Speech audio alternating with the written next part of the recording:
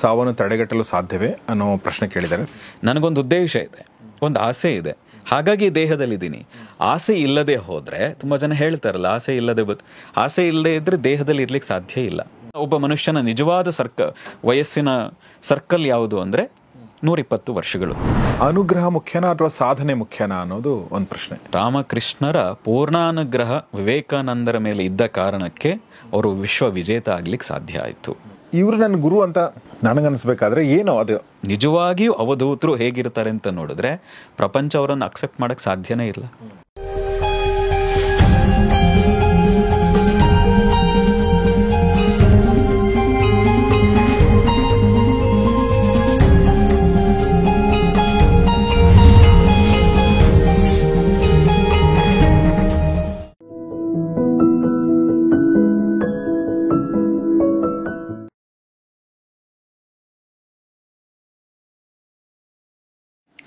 ಸ್ನೇಹಿತರೆ ನಮಸ್ಕಾರ. ಗೌರಿ ಶಕ್ಕಿ ಸ್ಟುಡಿಯೋದ ವಿಶೇಷ ಕಾರ್ಯಕ್ರಮ ಮಾನಸ ಸರೋವರ, ನಿಮಗೆಲ್ಲ ಆತ್ಮೀಯ ಸ್ವಾಗತ. ನಾನು ಗೌರಿ ಶಕ್ಕಿ. ನಾವು ಸದ್ಗುರು ಶ್ರೀರಾಮ್ ಅವರು ನಮ್ಮ ಸ್ಟುಡಿಯೋಗೆ ಬರ್ತಾರೆ ಅಂತಂದಾಗ ಒಂದಷ್ಟು ಪ್ರಶ್ನೆಗಳನ್ನ ಆಹ್ವಾನಿಸಿದ್ವಿ. ನಿಮಗೇನೋ ಪ್ರಶ್ನೆಗಳಿದ್ರೆ ಅದರಲ್ಲಿ ಒಂದಷ್ಟು ಪ್ರಶ್ನೆಗಳನ್ನ ನಾನು ತೆಗೆದುಕೊಂಡಿದ್ದೀನಿ. ಅದರಲ್ಲಿ ಒಂದು ಪ್ರಶ್ನೆ ಬಹಳ ಸೀರಿಯಸ್ ಆಗಿರೋ ಪ್ರಶ್ನೆ, ಅದು ಆದರೂ ಕೂಡ ಅದನ್ನು ನಾವು ತಗೊಳ್ಳೋಣ ಅಂತ ಅನ್ನಿಸ್ತು ನನಗೆ. ಅದರಲ್ಲಿ ಸಾವು ಪೂರ್ವ ನಿರ್ಣಯವೇ ಅಥವಾ ವಿಧಿಲಿಖಿತವೇ, ಸಾವನ್ನು ತಡೆಗಟ್ಟಲು ಸಾಧ್ಯವೇ ಅನ್ನೋ ಪ್ರಶ್ನೆ ಕೇಳಿದ್ದಾರೆ. ತಡೆಗಟ್ಟಲು ಅನ್ನೋದಕ್ಕಿಂತ ಹೆಚ್ಚಾಗಿ ಅವ್ರ ಮನಸ್ಸಲ್ಲಿರುವಂಥದ್ದು ಏನಂದರೆ, ಸಾವನ್ನು ನಾವು ಬಯಸಿದಂತೆ ಬರೋಕ್ಕೆ ಸಾಧ್ಯನಾ ಅನ್ನೋದು ಮನಸ್ಸಲ್ಲಿರ್ಬೋದು ಅನಿಸುತ್ತೆ. ತಡೆಗಟ್ಟಕ್ಕಂತೂ ಸಾಧ್ಯ ಇಲ್ಲ, ಬಟ್ ಬಯಸಿದ ರೀತಿಯಲ್ಲಿ ಬಯಸಿದ ಟೈಮಲ್ಲಿ ಬರೋ ಥರ, ಅಚಾನಕ್ಕಾಗಿ ನಾವು ಹೋಗದೇ ಇರೋ ಥರ ಮಾಡೋಕ್ಕೆ ಸಾಧ್ಯನಾ ಅನ್ನೋದು ಬಹುಶಃ ಪ್ರಶ್ನೆ ಅನಿಸುತ್ತೆ. ಸದ್ಗುರು ಶ್ರೀರಾಮ್ ಅವ್ರು ತಾವೇನು ಹೇಳಕ್ಕೆ ಇಷ್ಟಪಡ್ತೀವಿ? ಓಂ ತತ್ಸತ್. ಸಾವು ಹುಟ್ಟಿದ್ದೀವಿ ಅಂದಮೇಲೆ ಸಾಯಲೇಬೇಕು. ಪಂಚಭೂತಗಳಿಂದ ಆದ ಈ ದೇಹ ಒಂದು ದಿನ ಪಂಚಭೂತಗಳಲ್ಲಿ ಲೀನವಾಗಬೇಕು. ನಾಶ ಅಂದ್ರೆ ಅರ್ಥ, ಸಾವು ಅಂದ್ರೆ ಅರ್ಥ ಮತ್ತೆ ಎಲ್ಲಿಂದ ಬಂದವೋ ಅಲ್ಲಿ ಲೀನವಾಗೋದು ಅಂತ. ಅದನ್ನು ಭಯ ಪಡುವ ರೀತಿಯಲ್ಲಿ ಅರ್ಥೈಸ್ಕೋಬೇಕಾಗಿಲ್ಲ. ಎರಡನೇದು, ನಮಗೆ ಬೇಕಾದಂತೆ ಬದುಕಬಹುದೇ, ನಮಗೆ ಬೇಕಾದಂತೆ ಸಾಯಬಹುದೇ ಅಂತ ಆದರೆ ಅದು ಖಂಡಿತ ಸಾಧ್ಯ. ಓಕೆ. ಈಗ ನೋಡಿ, ಹಿಮಾಲಯದಲ್ಲೇ ನಾವು ಕೇಳ್ತೀವಿ 300 ವರ್ಷ ಬದುಕಿದ್ದು, 400 ವರ್ಷ ಬದುಕಿದ್ದಂಥವ್ರನ್ನ ನಾವು ಕೇಳ್ತೀವಿ, ನೋಡ್ತೀವಿ. ನಾನು ಒಮ್ಮೆ ಕೇದಾರಕ್ಕೆ ಹೋದಾಗ ನಾವು ನಡ್ಕೊಂಡೇ ಹೋಗ್ತಾ ಇದ್ವಿ ಭಾಳ ವರ್ಷಗಳ ಹಿಂದೆ. ಕೇದಾರಕ್ಕೆ ನಡ್ಕೊಂಡು ಹೋಗಿದ್ದೀರಾ? ಹಾ, ಕೇದಾರ್ನಾಥ್ಗೆ ಅಲ್ಲಿಂದ ಕೆಳಗಡೆಯಿಂದ ಗೌರಿಕುಂಡದಿಂದ ಮೇಲುಗಡೆಗೆ ಹೋಗಬೇಕಾದ್ರೆ ಒಬ್ಬರು ಯೋಗಿ, ತುಂಬ ವಯಸ್ಸಾದಂಥವರು, ಆದರೆ ಅವರನ್ನು ನೋಡಿದ್ರೆ ಬಹಳ ತೇಜಸ್ಸಿನಿಂದ ಇದ್ರು. ಈ ರೀತಿ ನಾವು ತುಂಬ ಜನರಿಗೆ ಕೇಳಿರ್ತೀವಿ. ಅವರ ವಯಸ್ಸುಗಳನ್ನು ಕೇಳಿದಾಗ ಗಾಬರಿ ಆಗ್ತದೆ, ಅವ್ರು ಸುಳ್ಳು ಹೇಳ್ತಾ ಇದ್ದಾರೆ ಅಥವಾ ನಾವು ನೋಡ್ತಾ ಇರೋದು ಸುಳ್ಳ ಅಂತ ಹೇಳಿ. ಆ ರೀತಿ 300 ವರ್ಷ 280 ವರ್ಷ ಅಂತ ಹೇಳಿದ್ದಿದೆ. ನೀವು ಅಷ್ಟೇ ಯಾಕೆ, ನಮ್ಮ ಹೊಳೆ ನರಸೀಪುರದಲ್ಲಿ ಒಬ್ಬರಿದ್ದರು, ಅವರು ಕೊನೆಗೆ ಮುಕುಂದೂರ್ ಸ್ವಾಮಿ ಅಂತ ಅವರನ್ನು ಕರೀತಾರೆ. ಅವರು ದೇವನೂರ ಹತ್ರ, ಬಾಣಾವರದ ಹತ್ರ ಅವರು ಕೊನೆಗೆ ವಾಸ ಮಾಡ್ತಾ ಇದ್ರು ಅವರ ದೇಹಾಂತ್ಯದ ಸಮಯದಲ್ಲಿ. ಅವ್ರ ಬಗ್ಗೆ ಬೆಳಗೆರೆ ಕೃಷ್ಣ ಶಾಸ್ತ್ರಿಗಳು ಹೇಳ್ತಾರೆ, ನಾನು ನೋಡಿದಾಗಲೇ ಅವರಿಗೆ ಏಜ್ ಆಗಿತ್ತು. ನಾನು ಯಾರನ್ನೋ ಹೋಗಿ ಕೇಳಿದಾಗ ನಿಮ್ಗೆ ಯಾವಾಗಿಂದ ಗೊತ್ತು ಅಂದರೆ, ಅಯ್ಯೋ ನಾನು ಇನ್ನೂ ಮದುವೆ ಆಗೋ ಟೈಮಲ್ಲೂ ಬಂದಿದ್ರು ಅಂತ. ಮದುವೆ ಆಗಿ ಎಷ್ಟು ವರ್ಷ ಆಯಿತು ಅಂದರೆ, ನನ್ನ ಮದುವೆ ಆಗಿ 60 ವರ್ಷದ ಹಿಂದೆ ಆಯಿತು. ಈ ರೀತಿ ತುಂಬ ಜನನ ಕೇಳಿದಾಗ ಅವರ ವಯಸ್ಸು ಅಂದಾಜು ಒಂದು 180 ವರ್ಷ ದಾಟಿತ್ತು ಅಂತ ಬೆಳಗೆರೆ ಕೃಷ್ಣ ಶಾಸ್ತ್ರಿಗಳು ಯೋಗದಾಗೆಲ್ಲ ಐತೆ ಅನ್ನೋ ಪುಸ್ತಕದಲ್ಲಿ ಹೇಳ್ತಾರೆ. ಯಾವುದೋ ಹಿಮಾಲಯಕ್ಕೆ ಹೋಗ್ಬೇಕಾಗಿಲ್ಲ, ಇಲ್ಲೇ ನಮ್ಮದೇ ಹಾಸನದ ಬಾಣಾವರದ ಆ ಕಡೂರಿನ ಭಾಗಗಳಲ್ಲಿ ನೀವು ಹೋದ್ರೆ ಇವತ್ತಿಗೂ ಅವ್ರ ಬಗ್ಗೆ ಮಾತಾಡೋರಿದ್ದಾರೆ. 180 ವರ್ಷ ಕಡಿಮೆ, ಇನ್ನೂ ಜಾಸ್ತಿ 280 ತನಕ ಅವರು ಬದುಕಿದ್ರು, ಅವರ ವಯಸ್ಸು 280 ಆಗುವವರೆಗೂ ಬದುಕಿದ್ರು ಅಂತ. ಈ ರೀತಿ ತುಂಬಾ ಜನ ಯೋಗಿಗಳು ತಮಗೆ ಇಷ್ಟ ಬಂದಷ್ಟು ಕಾಲ ಅವ್ರಿಗೆ ಬೇಕಾದ ಹಾಗೆ ಬದುಕಿ, ಇಲ್ಲ ನನಗೆ ಸಾಕು, ನನ್ನ ಸಾಧನೆ ಪೂರ್ಣ ಆಯಿತು, ಇನ್ನು ಈ ದೇಹದಲ್ಲಿ ಇರೋ ಅವಶ್ಯಕತೆ ಇಲ್ಲ ಅಂತ ಆದಾಗ ಸ್ವಯಂ ದೇಹವನ್ನು ತ್ಯಾಗ ಮಾಡಿದವರಿದ್ದಾರೆ.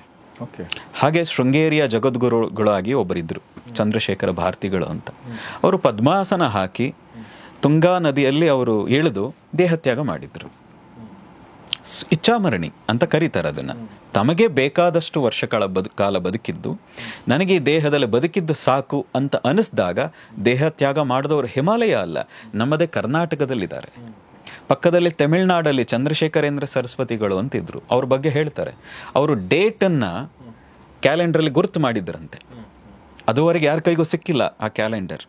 ಆದರೆ ಅವರು ಆ ದೇಹವನ್ನು ಬಿಟ್ಟ ನಂತರ ಆ ಕ್ಯಾಲೆಂಡರ್ ನೋಡಿದಾಗ ಇಷ್ಟು ಗಂಟೆಗೆ ಈ ತಿಥಿಯಲ್ಲಿ ಈ ಸಮಯಕ್ಕೆ ದೇಹ ತ್ಯಾಗ ಮಾಡಬೇಕು ಅನ್ನೋದನ್ನು ಮಾರ್ಕ್ ಮಾಡಿ ಇಟ್ಟಿದ್ರು ಅಂತ ಹೇಳ್ತಾರೆ. ಅಂದರೆ ಈ ರೀತಿಯಾದ ಯೋಗಿಗಳನ್ನು ನೋಡಿದಾಗ ಸಾಧನೆಯ ಮೂಲಕ, ಮನಸ್ಥಿತಿಯ ಮೂಲಕ, ಮನಸ್ಸನ್ನು ಉನ್ನತ ಭಾವಕ್ಕೆ ತಗೊಂಡು ಹೋಗುವ ಮೂಲಕ ತನಗೆ ಬೇಕಾದ ದಿನ, ಬೇಕಾದಂಥ ಸಮಯದಲ್ಲಿ, ಬೇಕಾದ ರೀತಿಯಲ್ಲಿ ದೇಹವನ್ನು ತ್ಯಾಗ ಮಾಡಬಹುದು. ನೀವು ಹೇಳ್ತಿರ್ಬೇಕಾದ್ರೆ ನನಗೆ ಒಂದು ವಿಡಿಯೋ ನಾನು ಬರ್ತಾ ಇದೆ. ಅದು ತುಂಬ ಜೆನ್ಯೂನ್ ಅನ್ನಿಸ್ತು. ಯಾಕಂದರೆ ಸುಮಾರು ಸುಳ್ಳು ವಿಡಿಯೋಗಳು ಬರ್ತವೆ. ಬೌದ್ಧ ಸನ್ಯಾಸಿಯೊಬ್ಬರು ಅವರ ಶಿಷ್ಯರ ಸಮ್ಮುಖದಲ್ಲಿಯೇ ಬಂದು ಈ ಥರ ಮಲ್ಕೊಂಡು ಆಮೇಲೆ ಕೆಲವೇ ನಿಮಿಷಗಳಲ್ಲಿ ಅವ್ರ ದೇಹ ತ್ಯಾಗ ಮಾಡಿದ್ದು ವಿಡಿಯೋ ಕೂಡ ಇದೆ. ಬಹುಶಃ ಅದನ್ನು ನಾವು ತೋರಿಸ್ಬಹುದು ಅಂತ ಅನ್ಸುತ್ತೆ. ಖಂಡಿತ. ನೋಡಿ, ಇದರಲ್ಲಿ ಬೈಲ್ಕುಪ್ಪದಲ್ಲೇ 2000 ಅಲ್ಲಿ ಎಲ್ಲ ಓಡಾಡಬೇಕಾದ್ರೆ ಅಲ್ಲಿ ಈ ಥರದ ಕೆಲವರು ಹೇಳಿದ್ರು, ಅಲ್ಲೊಂದು ರೂಮ್ನಲ್ಲಿ ಒಬ್ಬ ಗುರುಗಳ ದೇಹ ಇದೆ. ನಾನು ಕೇಳಿದೆ, ಯಾಕಿದೆ ಆ ದೇಹ? ಇಲ್ಲ, ಅವರು ಈ ದೇಹ ತ್ಯಾಗ ಮಾಡಿದ್ರು, ಹಾಗಾಗಿ ನಾವು ಒಂದಷ್ಟು ವರ್ಷಗಳ ಕಾಲ ಹಾಗೆ ಸುರಕ್ಷೆ ಮಾಡಿಡ್ತೀವಿ. ನೀವು ಯಾವುದೋ ಬೇರೆ ದೇಶಕ್ಕೆ ಹೋಗಬೇಕಾಗಿಲ್ಲ. ನೀವು ಬೈಲ್ಕುಪ್ಪ, ಮುಂಡಗೋಡು ಈ ಭಾಗಗಳಿಗೆ ಹೋದರೆ ಅವ್ರದ್ದು ಸತ್ತವರ ಪುಸ್ತಕ ಅಂತಲೇ ಏನೋ ಒಂದಿದೆ. ಅದರಲ್ಲಿ ಸಾಯುವ ಪ್ರಕ್ರಿಯೆ, ಹೇಗೆ ದೇಹ ತ್ಯಾಗ ಮಾಡಬಹುದು ಅನ್ನುವ ಪ್ರಕ್ರಿಯೆ ಇದೆ ಅಂತ. ಆ ಮೂಲಕವಾಗಿ ಅವರು ದೇಹವನ್ನು ಕಾನ್ಷಿಯಸ್ಲಿ ಬಿಡುವಂಥ ಪ್ರಕ್ರಿಯೆಯನ್ನು ಅಭ್ಯಾಸ ಮಾಡ್ತಾರೆ. ಯಾಕೆಂದರೆ ತಾಂತ್ರಿಕವಾಗಿ ವಿಶೇಷವಾಗಿ ಮಹಾಯಾನ ಏನಿದೆ ಬೌದ್ಧ ಮತದಲ್ಲಿ, ಅವರು ತಾಂತ್ರ ಮೂಲಕ ಬೇರೆ ಬೇರೆಯ ರೀತಿಯ ಸಿದ್ಧಿಗಳನ್ನು, ಬೇರೆ ಬೇರೆ ರೀತಿಯ ಪ್ರಯೋಗಗಳನ್ನು ಮಾಡ್ತಾರೆ. ಹಾಗೆ ಇಲ್ಲಿ ಕೂಡ ದೇಹವನ್ನು ಬಿಡುವ ಬಗ್ಗೆ ಕೂಡ ಅವರು ಸಾಕಷ್ಟು ಜನ ಸಾಧನೆ ಮಾಡಿದವರು ಇದ್ದಾರೆ. ಈಗಲೂ ಕೂಡ ಬಹುಶಃ ಬೈಲ್ಕುಪ್ಪದಲ್ಲಿ ಆ ರೀತಿಯ ಇಬ್ಬರು ದೇಹಗಳು ಇರಬಹುದೇನೋ. ನಾನು 2000 ಒಮ್ಮೆ ಕೇಳಿದಾಗ ಹೇಳಿದರು. ಹೀಗೆ ನಮ್ಮಲ್ಲೂ ಇದ್ದಾರೆ ಯೋಗಿಗಳು, ಸಾಕಷ್ಟು ಜನ ಹಾಗೆ ದೇಹವನ್ನು ತ್ಯಾಗ ಮಾಡಿದವರಿದ್ದಾರೆ. ನಮ್ಮ ರಾಮಾನುಜಾಚಾರ್ಯರ ಬಗ್ಗೆ ಕೂಡ ಹೇಳ್ತಾರೆ. 120 ವರ್ಷಗಳ ಕಾಲ ಪೂರ್ಣ ಒಬ್ಬ ಮನುಷ್ಯನ ನಿಜವಾದ ವಯಸ್ಸಿನ ಸರ್ಕಲ್ ಯಾವುದು ಅಂದರೆ 120 ವರ್ಷಗಳು. ಬದುಕಬೇಕಾದದ್ದು ಎಷ್ಟು ವರ್ಷ ಅಂದರೆ 120 ವರ್ಷಗಳು. ನಮ್ಮಲ್ಲಿ 60 ಸಂವತ್ಸರಗಳಿದೆ. ಪ್ರತಿ ಸಂವತ್ಸರಕ್ಕೆ, ಪ್ರತಿ ವರ್ಷಕ್ಕೆ ಒಂದು ಹೆಸರಿದೆ. ಮನುವಿನ ಹೆಸರು ಅಥವಾ ಆದಿತ್ಯನ ಹೆಸರು ಅಂತ ಕೂಡ ಹೇಳ್ತಾರೆ. ಆ ರೀತಿ 60 ಸಂವತ್ಸರಕ್ಕಿದೆ. ಈಗ ಈ ವರ್ಷದ ಹೆಸರು ಕ್ರೋಧಿನಾಮ ಸಂವತ್ಸರ ಅಂತ. ಹಾಗೆ ಪ್ರತಿ ವರ್ಷಕ್ಕೂ ಒಂದೊಂದು ಹೆಸರಿದೆ ನಮ್ಮಲ್ಲಿ. 60 ವರ್ಷಕ್ಕೆ ಒಂದು ಸೈಕಲ್, ಹಾಗಾಗಿ ಷಷ್ಠಿ ಪೂರ್ತಿ ಅಂತ ಅದನ್ನು ಕರೀತಾರೆ. ಆ ರೀತಿ 2 ಆಗಬೇಕು ಒಬ್ಬ ಮನುಷ್ಯನಿಗೆ ಅಂತ. ಹಾಗೆ ರಾಮಾನುಜಾಚಾರ್ಯರು 120 ವರ್ಷಗಳ ಕಾಲ ದೇಹದಲ್ಲಿದ್ದು ಆ ದೇಹವನ್ನು ಬಿಟ್ಟಂಥ ದೇಹವನ್ನು ಶ್ರೀರಂಗಂನಲ್ಲಿ ಈಗಲೂ ಸುರಕ್ಷೆ ಮಾಡಿಟ್ಟಿದ್ದಾರೆ.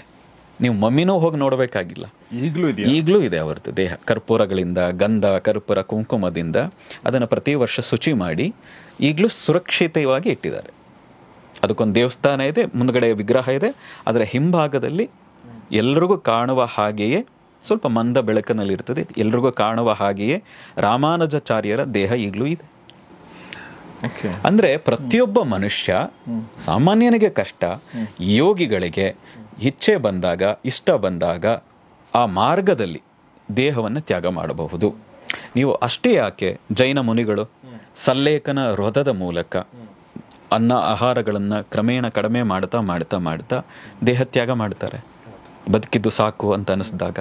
ಹೀಗೆ ಇಚ್ಛಾಮರಣಿ ಆಗಬಹುದಾ? ಖಂಡಿತ ಆಗಬಹುದು. ಆದರೆ ಅದಕ್ಕೊಂದು ಸಾಧನೆ ಇದೆ, ಅದಕ್ಕೊಂದು ಮಾರ್ಗ ಇದೆ. ಆ ಮಾರ್ಗದಲ್ಲಿ ಹೋದರೆ ಖಂಡಿತ ಸಾಧ್ಯ. ಆದರೆ ಸಾವೇ ಇಲ್ಲದ ಹಾಗೆ ಬದುಕಬಹುದಾ? ಅದು ಕಷ್ಟ ಇದೆ. ಸಾವನ್ನ ಮುಂದೂಡಬಹುದು. ಆದರೆ ಅದು ಪ್ರಾಣಾಯಾಮದಲ್ಲಿ, ಹಠಯೋಗದಲ್ಲಂತೆ ಅದನ್ನು ಹೇಳ್ತಾರೆ. ಕೆಲವೊಂದು ಪ್ರಕ್ರಿಯೆಗಳಿದೆ. ಶಕ್ತಿ ಕ್ರಿಯಾದಲ್ಲೂ ನಾವು ಅದೊಂದು ಪಾರ್ಟನ್ನು ಒಂದು ಹೇಳ್ತೀವಿ. ಈ ಸಾಧನೆ ಮಾಡಿದರೆ ಅಸಾಧ್ಯತೆ ಇದೆ. ಯಾಕೆಂದರೆ ನಾವು ಹೇಳಿಕೊಡುವ ಆ ಕ್ರಿಯೆ ಒಂದು ಪಾರ್ಟಲ್ಲಿ ಶಂಕರಾಚಾರ್ಯರೇ ಹೇಳ್ತಾರೆ, ಇದನ್ನು ಯಾರು ಸಾಧನೆ ಮಾಡ್ತಾರೆ ಅವರಿಗೆ ಸಾವಿನ ಭಯ ಇಲ್ಲ, ಪಡಬೇಕಾಗಿಲ್ಲ. ದಟ್ ಮೀನ್ಸ್ ಇಚ್ಛಾಮರಣಿಗಳಾಗಬಹುದು ಆ ಒಂದು ಪ್ರಕ್ರಿಯೆಯನ್ನು ಅಭ್ಯಾಸ ಮಾಡಿದರೆ. ಹಠಯೋಗದ ಒಂದು ಭಾಗ. ಆ ರೀತಿಯ ತುಂಬ ಭಾಗಗಳಿದೆ ಹಠಯೋಗದಲ್ಲೇ. ಅವರು 300 ವರ್ಷ 400 ವರ್ಷ ಆರಾಮವಾಗಿ ಬದುಕಬಹುದು ಅಂತ. ಬಟ್ ಶಂಕರಾಚಾರ್ಯರು ಅಲ್ಪಾಯುಷಗಳಾಗಿದ್ರಲ್ಲ, ಅವರ ಆಸೆ ಇದ್ದದ್ದೇ ಅಷ್ಟು. ಅದೇ ಹೇಳಿದ್ದು, ಕೆಲವು ಯೋಗಿಗಳಿಗೆ ತಾವು ಬಂದ ಕೆಲಸದ ಉದ್ದೇಶ ಮುಗಿದ ಮೇಲೆ ದೇಹದಲ್ಲಿ ಯಾಕಿರಬೇಕು? ನನಗೊಂದು ಉದ್ದೇಶ ಇದೆ, ಒಂದು ಆಸೆ ಇದೆ, ಹಾಗಾಗಿ ದೇಹದಲ್ಲಿದ್ದೀನಿ. ಆಸೆ ಇಲ್ಲದೆ ಹೋದರೆ, ತುಂಬ ಜನ ಹೇಳ್ತಾರಲ್ಲ ಆಸೆ ಇಲ್ಲದೆ ಇದ್ದರೆ ದೇಹದಲ್ಲಿ ಇರ್ಲಿಕ್ಕೆ ಸಾಧ್ಯ ಇಲ್ಲ. ಹಾಗಾಗಿ ಶಂಕರರಿಗೆ ಅವರದೊಂದು ಕೆಲಸದ ನಿಮಿತ್ತವಾಗಿ ಬಂದಿದ್ರು. ಆ ನಿಮಿತ್ತತೆ ಏನಿತ್ತು, ಆ ಕೆಲಸ ಪೂರ್ಣಗೊಂಡ ಮೇಲೆ ಅವರೇ ಬೈ ಆಕ್ಸಿಡೆಂಟ್ ತೀರೋ ಹೋಗಲಿಲ್ಲ. ನೀವು ಕೇದಾರ್ನಾಥ್ಗೆ ಹೋದರೆ ಅವರ ದೇಹ ಕಣ್ಮರೆ ಆದಂಥ ಜಾಗ ಸಿಗ್ತದೆ, ಸಮಾಧಿ ಜಾಗ ಅಂತ ಹೇಳ್ತಾರೆ. ಆದರೆ ಅದು ಸಮಾಧಿ ಅವರು ಸತ್ತದ ನಂತರ ಅವ್ರ ಶಿಷ್ಯಂದಿರು ಆ ಸಮಾಧಿ ಮಾಡಿದ್ರು ಅಂತ ಎಲ್ಲೂ ಹೇಳಿಲ್ಲ ಇದುವರೆಗೆ ನಾವು ಕೇಳಿದ ಹಾಗೆ. ಆ ಜಾಗದಿಂದ ಅವರು ಕಣ್ಮರೆ ಆದರು, ಯಾರಿಗೂ ಮತ್ತೆ ಸಿಕ್ಕಿಲ್ಲ, ಅವರ ದೇಹಕ್ಕೂ ಸಿಕ್ಕಿಲ್ಲ ಅನ್ನುವಂಥದ್ದೇ ಇದುವರೆಗಿನ ಮಾತು. Okay okay. ಈಗ ನೀವೊಂದು ಮಾತಲ್ಲಿ ಹೇಳಿದ್ರಿ, ಅಂದರೆ ಅಚಾನಕ್ಕಾಗಿ ಅಥವಾ ಆಕ್ಸಿಡೆಂಟ್ ಆಗಿ ಯಾರೂ ಹೋಗಿಲ್ಲ ಅವರು ಅಂತ ಹೇಳಿದ್ರಿ. ಇಲ್ಲಿ ಇವರು ಏನು ಪ್ರಶ್ನೆ ಕೇಳಿದ್ರೆ ಇವ್ರ ಮನಸ್ಸಲ್ಲಿ ಇರುವಂಥದ್ದು ಅದೇ ಅನ್ಸುತ್ತೆ, ಆ ಭಯದಿಂದನೇ ಈ ಪ್ರಶ್ನೆ ಬಂದಿರ್ಬೋದು ಅಂತ ಅನ್ಸುತ್ತೆ. ಏಕೆಂದರೆ ಈಗ ತುಂಬ ಜನ ನೋಡ್ತೀವಿ, ಆಕ್ಸಿಡೆಂಟಲ್ಲಿ ತೀರೋ ಹೋಗ್ಬಿಡ್ತಾರೆ, ಆತ್ಮಹತ್ಯೆ ಮಾಡ್ಕೊಂಡ್ಬಿಡ್ತಾರೆ, ಅಥವಾ ಕೊಲೆ ಆಗ್ತಾರೆ, ಕೆಲವೊಂದ್ಸಲ ದುಷ್ಕೃತ್ಯಗಳಿಗೆ ಬಲಿ ಆಗ್ತಾರೆ. ಅವ್ರು ತಮ್ಮ ಲೈಫ್ ಇನ್ನೂ ಜೀವಿಸ್ಬೇಕು ಅನ್ಕೊಂಡಿರ್ತಾರೆ, ಯಾವುದೋ ಕಾರಣದಿಂದಾಗಿ ಅವ್ರ ಲೈಫು ಹಿಂಗೆ ಸಡನ್ನಾಗಿ ನಿಂತ್ಬಿಡುತ್ತೆ. ಸೊ ಇಂಥದನ್ನು ತಪ್ಪಿಸ್ಬೋದಾ ಅನ್ನೋದು ಪ್ರಶ್ನೆ. ಅಲ್ಲ, ಏನಂದರೆ ಇದು ಪ್ರತಿಯೊಬ್ಬರಿಗೂ ಅಪ್ಲೈ ಆಗಲ್ಲ. ಈಗ ನಾವು ಹೇಳಿದ ತಕ್ಷಣ ಲೈಫ್ ಚೇಂಜ್ ಮಾಡ್ಕೋಬಹುದು ಅಂದ ತಕ್ಷಣ ಹಾಗಾದರೆ ನನಗೆ ಮಾಡಿ ನೋಡಿ, ಅದು ಆಗಲ್ಲ. ನೀವು ಮಾಡ್ಕೋಬೇಕು ಅದನ್ನು. ಈಗ ನೀವು ಹೇಗಂದ್ರಾಗ ನಾ ಸಾಯಬಾರ್ದು ಅಂತಿದ್ರೆ ಅದಕ್ಕೆ ಆದಂಥ ಸಾಧನಾ ಮಾರ್ಗ ಇದೆ, ಹಠಯೋಗ ಇದೆ, ತಂತ್ರ ಮಾರ್ಗಗಳಿದೆ. ಆ ರೀತಿಯ ಮಾರ್ಗಗಳಲ್ಲಿ ಹೋದಾಗ ಖಂಡಿತವಾಗಿ ಪ್ರತಿಯೊಬ್ಬರು ಇಚ್ಛಾಮರಣೆಗಳಾಗಬಹುದು. ಅಂದರೆ ನಾವು ಸಾಮಾನ್ಯವಾಗಿ ಸಾವು ಅನ್ನೋದು ಎಲ್ರಿಗೂ ಇದ್ದದ್ದೇ, ನಾನು ಒಂದಿನ ಸಾಯಬೇಕು, ಎಲ್ಲರೂ ಒಂದು ದಿನ ಸಾಯಲೇಬೇಕು. ಆದರೆ ಸಾಧನೆ ಮೂಲಕ ತಮ್ಮ ಸಾವನ್ನು ತಾವು ನಿರ್ಧಾರ ಮಾಡ್ಕೊಳ್ಳೋ ಸಾಧ್ಯತೆ ಇದೆ. ಆದರೆ ಯಾರೋ ಆಕ್ಸಿಡೆಂಟನ್ನು ನೀವು ನಿಲ್ಲಿಸಿ ಸಾವನ್ನು ಗೆಲ್ಲಬಹುದು ಅಂತ ಹೇಳಿದ್ರಿ, ಆಕ್ಸಿಡೆಂಟನ್ನು ನಿಲ್ಲಿಸಿ ಅದು ಸಾಧ್ಯ ಇಲ್ಲ. ಆದರೆ ಆತ ಏನಾದರೂ ಸಾಧನೆ ಮಾಡಿದರೆ ಅದನ್ನು ಅವನು ತನಗೆ ಬೇಕಾದಂತೆ ರೂಪಾಂತರಿಸ್ಕೊಳ್ಳೋಕೆ ಸಾಧ್ಯತೆ ಇದೆ. Okay okay. ಈಗೇನೋ ಕಾಯಿಲೆ ಬಂತು, ಅವ್ರು ಸಾಯ್ತಾ ಇದ್ದಾರೆ ಬದುಕಿಸಿ, ಇದು ಸಾಧ್ಯತೆ ಕಷ್ಟ. ಓಕೆ. ಆದರೆ ಸಾಧನೆ ಮಾಡೋನು ತನ್ನ ಜೀವನವನ್ನು ತನಗೆ ಬೇಕಾದಂತೆ ಇಷ್ಟು ಕಾಲ ಇದ್ದು ಇಚ್ಛಾಮರಣಿ ಆಗುವಂಥ ಸಾಧ್ಯತೆ ಇದೆ. ಮತ್ತು ಎಲ್ರಿಗೂ ಸಾಧಕರಿಗೂ ಅಂದರೆ ಅದು ಅಲ್ಲ. ಆ ಮಾರ್ಗದಲ್ಲಿ, ಆ ಮಾರ್ಗದರ್ಶನದಲ್ಲಿ ಅವನ ವಿಲ್ ಪವರ್ ಸ್ಟ್ರಾಂಗ್ ಇದ್ದರೆ ಖಂಡಿತವಾಗಿ ಸಾಧ್ಯ ಇದೆ. ನಾನು ಮೊದಲೇ ಉದಾಹರಣೆಗಳನ್ನು ಕೊಟ್ಟೆ 3-4. ಆ ರೀತಿಯಾಗಿ ಇಚ್ಛಾಮರಣಿಗಳಾದಂಥವ್ರು ನಮ್ಮ ಕಣ್ಣು ಮುಂದೆನೇ ಇದ್ದಾರೆ. ವಿವೇಕಾನಂದರ ಬಗ್ಗೆ ಒಂದು ಆರ್ಟಿಕಲ್ ಬಂದಿತ್ತು ಪ್ರಜಾವಾಣಿಯಲ್ಲಿ ಸುಮಾರು ಒಂದಷ್ಟು ವರ್ಷಗಳಿಂದ. ಅದು ತುಂಬ ಕಾಂಟ್ರವರ್ಸಿ ಕೂಡ ಆಗೋಯ್ತು. ಇವರು ವಿವೇಕಾನಂದರು ಬರೀ ನೆಗೆಟಿವ್ ಬರೆದಿದ್ದಾರೆ ಅಂಥೇಳಿ. ಬಟ್ ಅವ್ರು ಇದ್ದದ್ದೇ ಬರೆದಿದ್ರು ಹಾಗೆ ನೆಗೆಟಿವ್. ಬಟ್ ಅದರಲ್ಲಿ ನೆಗೆಟಿವ್ ಇತ್ತು ಅನ್ನೋದು, ಜಾಸ್ತಿ ಪಾಲು ನೆಗೆಟಿವ್ ಇತ್ತು ಅನ್ನೋದು ಕೂಡ ನಿಜ. ಅದರಲ್ಲಿ ಸ್ವತಃ ವಿವೇಕಾನಂದ ತಿಂಡಿಪೋತ ಆಗಿದ್ರು, ಡಯಾಬಿಟಿಕ್ ಆಗಿದ್ರು, ಅವ್ರಿಗೆ ರೋಗ ಬಂದು ಅವ್ರು ಸತ್ತೋದ್ರು ಅನ್ನೋ ಥರದ್ದು ಒಂದು ಇತ್ತು. ಸೊ ಅದ್ರ ಬಗ್ಗೆ ಅಂದರೆ ಅವರು ಕೂಡ ಸಾಧಕನೇ, ಆದರೂ ಕೂಡ ಅವ್ರಿಗೆ ಈ ಥರದ್ದು ಆಯ್ತಲ್ಲ ಅನ್ನೋದು ಒಂದು ಪ್ರಶ್ನೆ ಬರುತ್ತೆ ಜನಸಾಮಾನ್ಯರ ಮನಸ್ಸಲ್ಲಿ. ನೋಡಿ, 2 ಥರ ಸಾಧಕರು ಇರ್ತಾರೆ. ಒಂದು, ತನ್ನ ಆತ್ಮೋದ್ಧಾರ, ತಾನು ಏನು ಸಾಧಿಸಬೇಕು ಅಂತಿದ್ದಾರೆ ಅದರ ಕಡೆಗೆ ಹೆಚ್ಚು ಲಕ್ಷ್ಯ ಕೊಡ್ತಾರೆ. ಅವರು ಅವ್ರಿಗೆ ಬೇಕಾದಂತೆ ಅವರ ಸಾವು, ಅವರ ಜೀವನ ರೂಪಾಂತರಿಸ್ಕೊಳ್ತಾರೆ. ಸ್ವಾಮಿ ವಿವೇಕಾನಂದ ಅಂತವ್ರು ಹೇಗೆ ಅಂದರೆ ತಮ್ಮ ದೇಹ, ತಮ್ಮ ಆತ್ಮವನ್ನೇ ಜಗತ್ತಿನ ಕಲ್ಯಾಣಕ್ಕಾಗಿಯೇ, ಇನ್ನೊಬ್ಬರ ಮಾರ್ಗದರ್ಶನಕ್ಕಾಗಿ ಮೀಸಲಿಡ್ತಾರೆ. ಅವ್ರು ನಿದ್ದೆ ಮಾಡಲ್ಲ, ಅವರು ಸಾಧನೆ ಕಡಿಮೆ ಮಾಡಿದ್ರು ಇನ್ನೊಬ್ಬರ ಸಾಧನೆಗೋಸ್ಕರ, ಮಾರ್ಗದರ್ಶನಕ್ಕೋಸ್ಕರ ಹೆಚ್ಚು ಸಮಯ ಕೊಡ್ತಾರೆ. ಹಾಗಾಗಿ ಅವರ ನಿದ್ದೆ, ಅವರ ಆರೋಗ್ಯ ಅದನ್ನು ಕೇರ್ ಮಾಡದೆ ಇಡೀ ಪ್ರಪಂಚ ಪರ್ಯಟನೆ ಮಾಡಿದ್ದಾರೆ.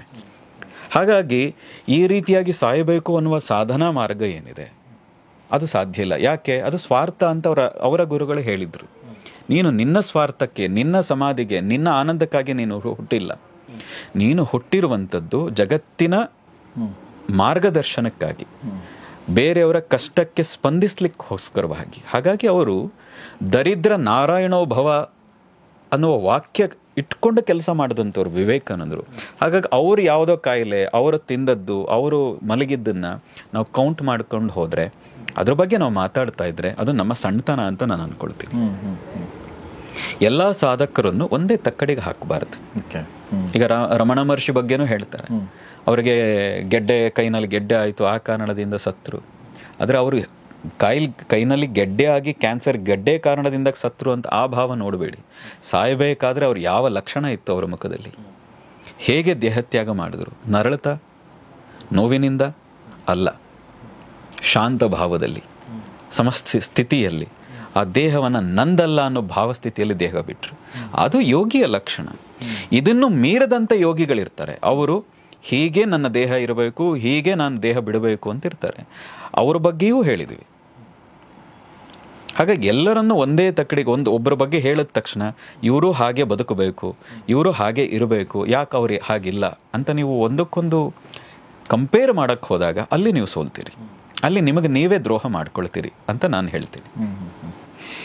ಓಕೆ, ಬಹುಶಃ ಸಾವಿನ ಬಗ್ಗೆ ಸಾಕನ್ಸುತ್ತೆ. ಇವ್ರು ಕೇಳಿರೋ ಪ್ರಶ್ನೆಗೆ ಉತ್ತರ ಸಿಕ್ಕಿರಬಹುದು. ವಿಧಿ ಲಿಖಿತವೇ ಪೂರ್ವ ನಿರ್ಣಯವೇ ಅನ್ನೋ ಮಾತನ್ನು ಅವ್ರು ಕೇಳಿದರು. ಎರಡೂ ಅಲ್ಲ ಅನ್ನೋ ಮಾತನ್ನು ನೀವು ಹೇಳಿದ್ರಿ. ಸೊ ಇನ್ನೊಂದು ಪ್ರಶ್ನೆ ಇದೆ. ಆ ಪ್ರಶ್ನೆ ಏನಂದರೆ, ಅಧ್ಯಾತ್ಮದಲ್ಲಿ ಯಾವುದು ತುಂಬ ಮುಖ್ಯ? ಅನುಗ್ರಹ ಮುಖ್ಯನಾ ಅಥವಾ ಸಾಧನೆ ಮುಖ್ಯನಾ ಅನ್ನೋದು ಒಂದು ಪ್ರಶ್ನೆ. ಏನು ಹೇಳ್ತೀರಿ ಇವು?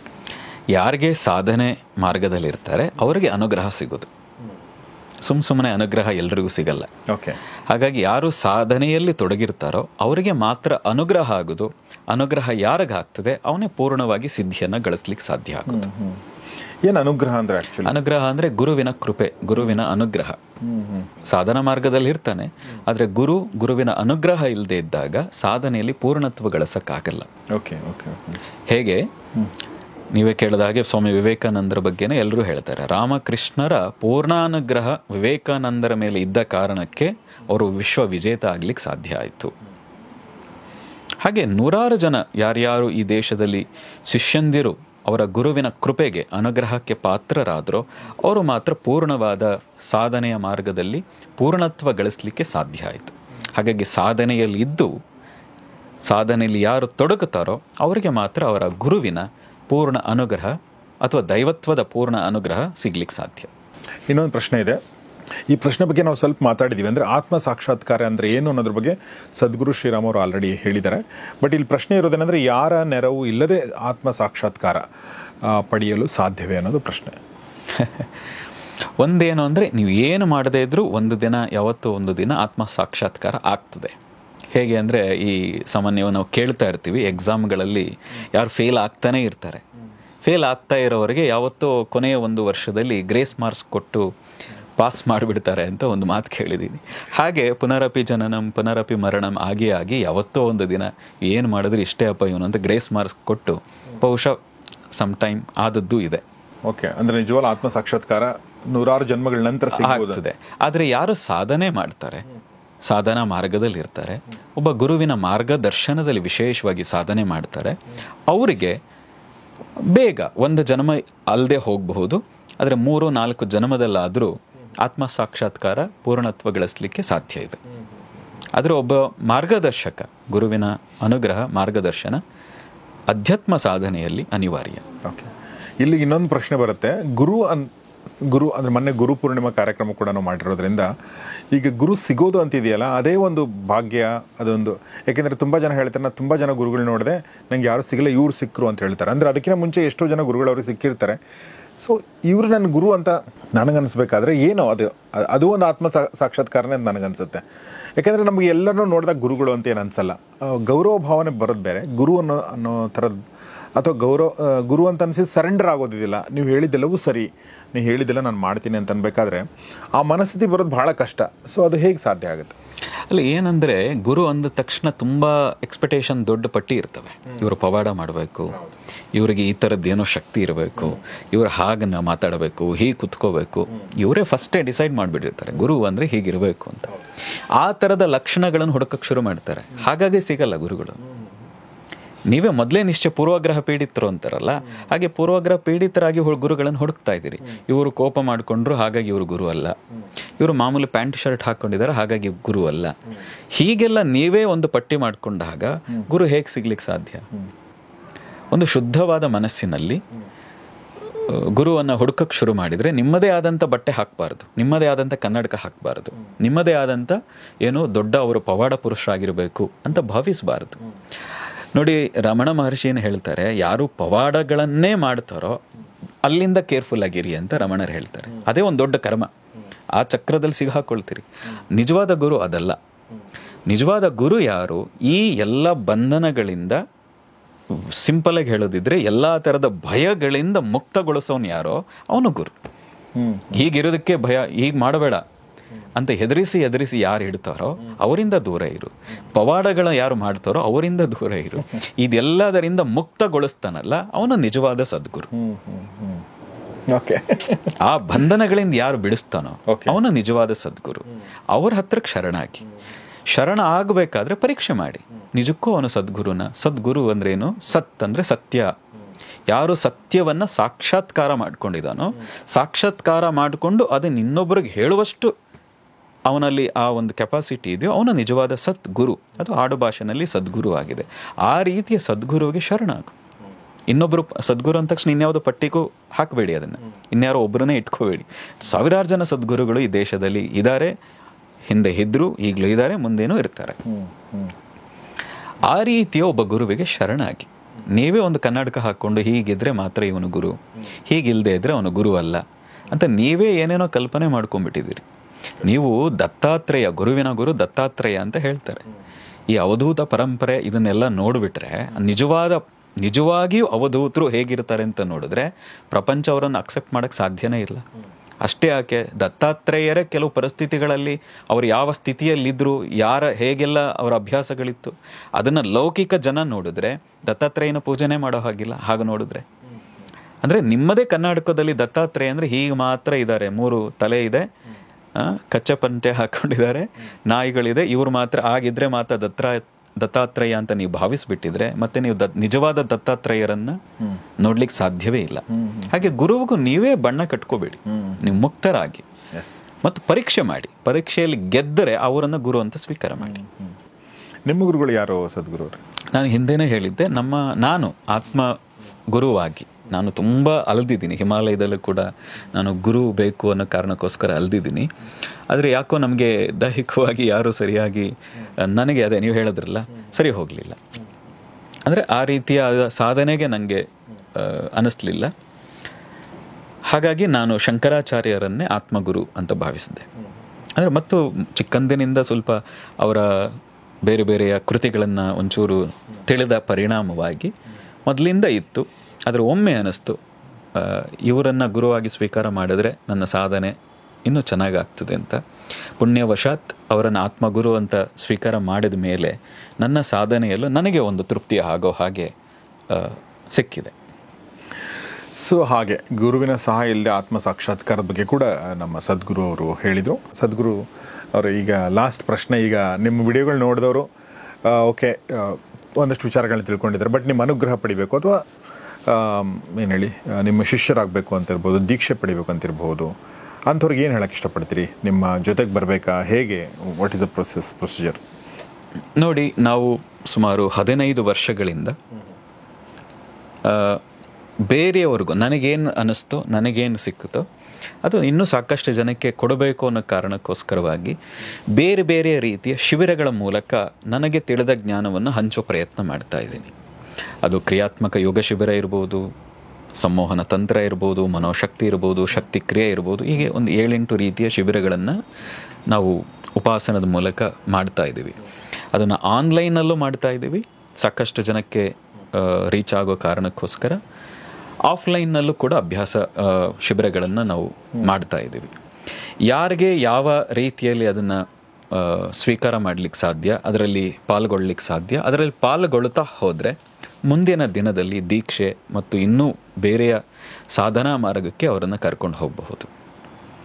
ಒಟ್ಟು ನಮ್ಮ ಶಿಬಿರಗಳು ಪ್ರತಿಯೊಬ್ಬರಿಗೂ 14 ವರ್ಷ ಮೇಲ್ಪಟ್ಟ, ನಮ್ಮ ಮಾತು ನಾವು ಹೇಳ್ಕೊಡೋದು ಅರ್ಥ ಆಗೋ ದೃಷ್ಟಿಯಿಂದ 14 ವರ್ಷ ಮೇಲ್ಪಟ್ಟ ಯಾರು ಬೇಕಾದರೂ ನಮ್ಮ ಶಿಬಿರಗಳಲ್ಲಿ ಭಾಗವಹಿಸಬಹುದು. ಆ ಮೂಲಕ ನಮ್ಮ ಸಂಪರ್ಕಕ್ಕೆ ಬರಬಹುದು. ಸೊ ಆಫ್ಲೈನ್ ಶಿಬಿರಕ್ಕೂ ಬರ್ಬೋದಾ? ಖಂಡಿತ, ನೇರವಾಗಿ ಈಗ ಏನು ಆಫ್ಲೈನ್ ಶಿಬಿರಗಳಾಗ್ತದೆ, ಕೆಲವೊಂದು ಶಿಬಿರಕ್ಕೆ ಆನ್ಲೈನಲ್ಲಿ ಅಟೆಂಡ್ ಮಾಡಿ ಆಫ್ಲೈನ್ ಬರಬೇಕಾಗ್ತದೆ. ಇನ್ನು ಕೆಲವು ಶಿಬಿರಗಳಿಗೆ ನೇರವಾಗಿ ನಮ್ಮ ಗ್ರೂಪ್ಗಳಲ್ಲಿ ಅದನ್ನು ಪಬ್ಲಿಷ್ ಮಾಡ್ತಾನೆ ಇರ್ತಾರೆ, ನೇರವಾಗಿ ಅವರು ಆ ಶಿಬಿರಗಳಲ್ಲಿ ಭಾಗವಹಿಸಬಹುದು. ಸೊ ಅದು ನಿಮ್ಮ ಮಾಹಿತಿಗಾಗಿ ಗುರುಗಳ ಸಂಪರ್ಕಕ್ಕೆ ಬರಲು ಮತ್ತು ಆ ಶಿಬಿರಗಳಲ್ಲಿ ಭಾಗವಹಿಸಲು ಏನು ಮಾಡಬೇಕು ಅನ್ನೋದನ್ನು ಗುರುಗಳು ಹೇಳಿದರು. ಮತ್ತು ಅದರ ನಂಬರ್ಗಳನ್ನ ನಾವು ನಮ್ಮ ಡಿಸ್ಕ್ರಿಪ್ಷನಲ್ಲೂ ಮತ್ತು ನಮ್ಮ ಸ್ಕ್ರೀನ್ ಮೇಲೆ ಕೂಡ ಹಾಕಿರ್ತೀವಿ. ಅದನ್ನು ನೀವು ಅದನ್ನು ಉಪಯೋಗ ಮಾಡಿಕೊಂಡು ಅವರ ಸಂಪರ್ಕವನ್ನು ಪಡೀರಿ. ಮತ್ತು ಈ ಎಲ್ಲ ವಿದ್ಯೆಗಳೇನೇ ನಮ್ಮ ಅನರ್ಘ್ಯ ರತ್ನಗಳು, ಇವೆಲ್ಲ ಒಂಥರ ಮುಚ್ಚಿ ಹೋದ ಅನರ್ಘ್ಯ ರತ್ನಗಳು, ಮಣ್ಣಲ್ಲಿ ಮುಚ್ಚಿ ಇದ್ದಂಥವು, ನಮ್ಮದೇ ದೇಶದ್ದು, ನಮ್ಮದೇ ಪರಂಪರೆ ಅದು. ಬಟ್ ಬೇರೆ ಬೇರೆ ಕಾರಣಗಳಿಂದ ನಮ್ಗೆ ಸಿಕ್ಕಿರಲಿಲ್ಲ. ನಾವು ಸೈನ್ಸು ಮತ್ತು ಅಧ್ಯಾತ್ಮವನ್ನು ತುಂಬ ಬೇರೆ ಬೇರೆ ಮಾಡಿ, ಯಾರು ಸೈಂಟಿಫಿಕ್ ಬೆಂಟ್ ಆಫ್ ಮೈಂಡ್ ಅಂತ ಅಂತೀವಿ, ಅವ್ರು ಇದನ್ನೆಲ್ಲ ನೋಡಬಾರ್ದು ಅನ್ನೋ ಥರದ್ದು ನಮ್ಗೆ ಬೆಳೆಸ್ಬಿಟ್ಟಿದ್ದಾರೆ. ಅದು ಹಾಗಲ್ಲ ಅಂತ ನನಗೆ ಯಾವಾಗಲೂ ಅನಿಸುತ್ತೆ. ಸೈನ್ಸು ಮತ್ತು ಅಧ್ಯಾತ್ಮದ ಗುರಿ, ಮೂಲ ಗುರಿ ಒಂದೇ, ಮತ್ತು ಅವೆರಡೂ ಕೂಡ ಸಮೀಕರಣಗೊಳ್ಳಕ್ಕೆ, ಅವೆರಡೂ ಜೊತೆಯಾಗಿ ಸಾಗಕ್ಕೆ ಸಾಧ್ಯ ಅಲ್ಲ. ಭಾರತದಲ್ಲಂತೂ ಅಧ್ಯಾತ್ಮ ಮತ್ತು ವಿಜ್ಞಾನ ಬೇರೆ ಬೇರೆ ಅಲ್ಲವೇ ಅಲ್ಲ. ಅಧ್ಯಾತ್ಮದಲ್ಲಿ ಇದ್ದವರೇ ವಿಜ್ಞಾನದಲ್ಲೂ ಬಹಳ ಉನ್ನತ ಸಾಧನೆಯನ್ನು, ಸುಶ್ರುತ ಇರ್ಬೋದು, ಚರಕ ಇರ್ಬೋದು, ಬಸುರ್ಬುದ, ಭಾಸ್ಕರಾಚಾರ್ಯ, ವರಾಹಮಿಹಿರ, ಇವರೆಲ್ಲ ದೊಡ್ಡ ಸೈಂಟಿಸ್ಟ್ಗಳು. ಆದರೆ ಅವರು ಅಧ್ಯಾತ್ಮದಿಂದ ದೂರ ಆಗಿ ಆ ಸಾಧನೆಯನ್ನು ಮಾಡಲಿಲ್ಲ. ಅಧ್ಯಾತ್ಮದಲ್ಲಿ ಇದ್ದ ಕಾರಣದಿಂದಲೇ ಅವರು ಸೈನ್ಸಲ್ಲಿ ಕೂಡ ಖಗೋಳ ವಿಜ್ಞಾನ ಇರ್ಬೋದು, ಶಸ್ತ್ರಚಿಕಿತ್ಸೆ ಇರ್ಬೋದು, ಚರಕ, ಇವೆಲ್ಲ ಏನೇನಿದೆ, ಸುಶ್ರುತ, ಇವರ ಸೈನ್ಸ್ ಏನಿದೆ, ಇದು ಅಧ್ಯಾತ್ಮದ ಕಾರಣದಿಂದಲೇ, ಈ ವೇದದ ಕಾರಣದಿಂದಲೇ ಅವರೆಲ್ಲರೂ ಅಷ್ಟು ದೊಡ್ಡ ಸಾಧನೆ ಮಾಡಿದರು. ಹಾಗಾಗಿ ಭಿನ್ನ ಅಂತ ದಯವಿಟ್ಟು ಮಾಡಕ್ಕೆ ಹೋಗಬೇಡಿ. ಅದು ಮಾಡಿರೋದ್ರಿಂದನೇ ನಾವು ಇಲ್ಲಿವರೆಗೂ ಅದರಿಂದ ದೂರ ಇದ್ದೀವಿ. ಸೊ ಅದು ಒಂದೇ ಅನ್ನೋದನ್ನು ಅರ್ಥ ಮಾಡ್ಕೊಂಡಾಗ ಸೈನ್ಸ್ ಸ್ಟಡಿ ಮಾಡ್ತಾನೆ ನಾವು ಪ್ರಾಣಾಯಾಮನ ಮಾಡ್ಬೋದು, ಅಧ್ಯಾತ್ಮ ಸಾಧನೆ ಕೂಡ ಮಾಡ್ಬೋದು.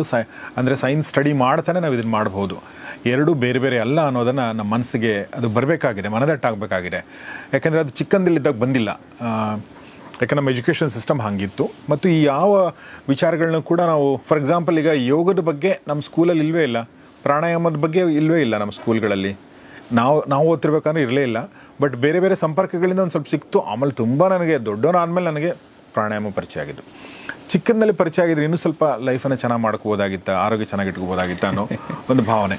ಸೊ ನಾವು ಕಳ್ಕೊಂಡ್ರೆ ನೀವು ಕಳ್ಕೊಳ್ಬೇಕಂತೇನಿಲ್ಲ ಅನ್ನೋ ದೃಷ್ಟಿಯಿಂದ ಇದರ ಸದ್ಬಳಕೆ ಮಾಡ್ಕೊಳ್ಳಿ ಅಂತ ಹೇಳ್ತೀನಿ. ಸೊ ಕೊನೆಯದಾಗಿ ತಾವೇನು ಹೇಳಕ್ಕೆ ಇಷ್ಟಪಡ್ತೀರಿ? ನೋಡಿ, ಬೇರೆ ದೇಶದ ಸಂಸ್ಕೃತಿಗಳು ಅವೆಲ್ಲವೂ ಕೂಡ ಹೇಗಿತ್ತೋ ಗೊತ್ತಿಲ್ಲ. ಆದರೆ ನಮ್ಮ ದೇಶದ ಪರಂಪರೆಯಲ್ಲಿ ಪ್ರತಿ ಕಾರ್ಯವು ನಮ್ಮ ಮನಸ್ಸಿನ ಉನ್ನತಿಗೆ, ನಮ್ಮ ಜೀವನದ ಉನ್ನತಿಗೆ, ಆಧ್ಯಾತ್ಮಿಕ ಉನ್ನತಿಗಾಗಿಯೇ ಪ್ರತಿ ಕಾರ್ಯಕ್ರಮಗಳು ಇರುವಂಥದ್ದು. ನೀವು ಹಬ್ಬ ಹರಿದಿನಗಳಿಂದ ಹಿಡಿದು ಸಾಧನೆಯ ಮಾರ್ಗದ ಪ್ರತಿಯೊಂದು ಕೂಡ ಜೀವನವನ್ನು ಎಲ್ಲ ರೀತಿಯಲ್ಲೂ ಉನ್ನತಿಯಾಗಿ ಕಟ್ಕೋ ಅನ್ನೋ ಕಾರಣದಿಂದನೇ ಇತ್ತು. ಹಾಗಾಗಿ ವಿಜ್ಞಾನ ಬೇರೆ, ಅಧ್ಯಾತ್ಮ ಬೇರೆ ಅಂತ ಏನನ್ನೂ ನೋಡದೆ ನಾವು ಸರಿಯಾಗಿ ಜೊತೆಗೆ ಕರ್ಕೊಂಡು ಹೋದ್ವು. ನಾವು ಮಾಡೋ ಊಟದಿಂದ ಹಿಡಿದು ಬದುಕೋ ರೀತಿ ಎಲ್ಲವೂ ಕೂಡ ಸಮೀಕರಣಗೊಂಡಿತ್ತು. ಅದು ನೀವು ಹೇಳೋ ಹಾಗೆ ದುರಾದೃಷ್ಟವಶಾತ್ ಶಿಕ್ಷಣದ ಕಾರಣದಿಂದಾಗಿ ಅದನ್ನು ಮೂಢನಂಬಿಕೆ ಅನ್ನೋ ಪಟ್ಟಿಗಳನ್ನು ಹಾಕಿ ಎಷ್ಟೋ ವಿಷಯಗಳನ್ನು ನಮ್ಮಿಂದ ದೂರ ಮಾಡಿಬಿಟ್ರು. ಆದರೆ ಇವತ್ತು ಅದನ್ನು ಮತ್ತೆ ಎಲ್ಲರೂ ಕಲಿಯುವ ಮತ್ತು ಎಲ್ಲರಿಗೂ ಮುಕ್ತವಾದ ಅವಕಾಶ ಸಿಗ್ತಾ ಇದೆ. ಅದರ ಸದುಪಯೋಗವನ್ನು ಪ್ರತಿಯೊಬ್ಬರು ಪಡಿಬೇಕು ಅನ್ನೋದು ನಮ್ಮ ಅಪೇಕ್ಷೆ ಕೂಡ. ಭಾಳ ಒಳ್ಳೆ ಮಾತನ್ನು ಹೇಳಿದರೆ. ಅದ್ರ ಜೊತೆಗೆ